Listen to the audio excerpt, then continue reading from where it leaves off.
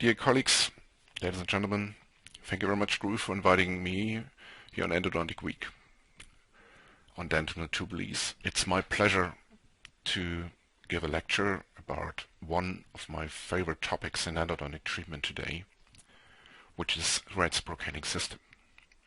It is one of my first webinars, so I'm very excited and I hope you will enjoy the presentation. If we look back in the past, we will see the endodontic world was divided into two factions: stainless steel instruments and night-high files and procedures. But this has changed dramatically in the last 10 to 20 years.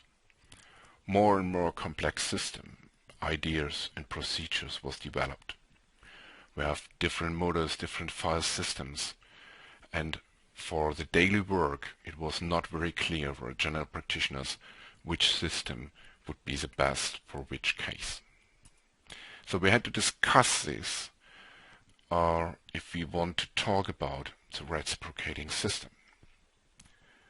Maybe it could be very helpful to get better results in your daily practice.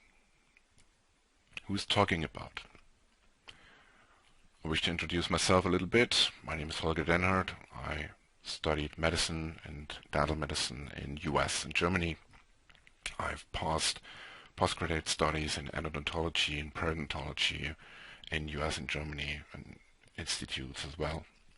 So I believe in patency and apical constriction.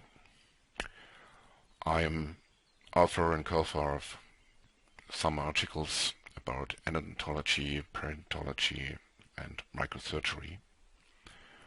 I'm lecturing worldwide. I'm a member of the scientific board of the Krems University in Austria and visiting professor in some universities worldwide.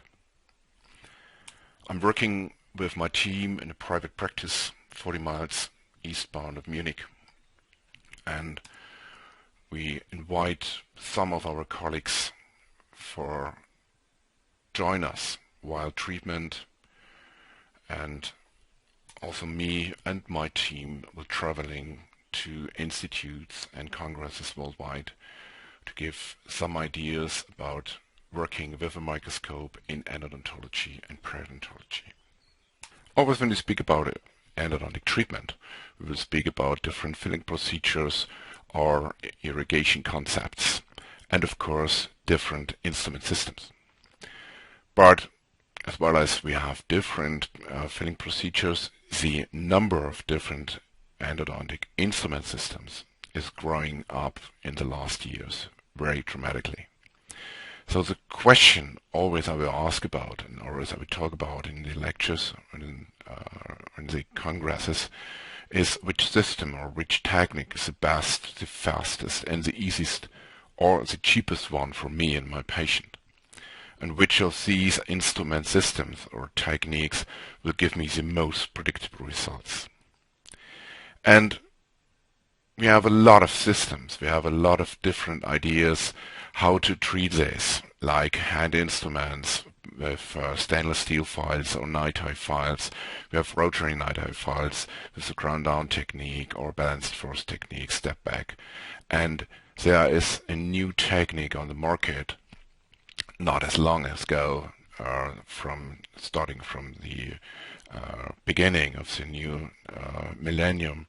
It is called reciprocating system. And what does it call for? The problems we always have with all these systems is endodontic failures.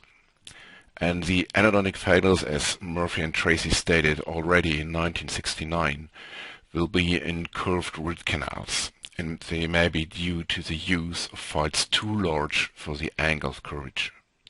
About this we have problems like latches, transportations, zipping, and of course separation of the instruments. That's nothing new. And as you can see it here in this case, it's not only in the 69, it's always the same problem in 2012 or now in the present. So there is no really change in the last 50 years. We have the same problems with different instruments on the market. So we need a change.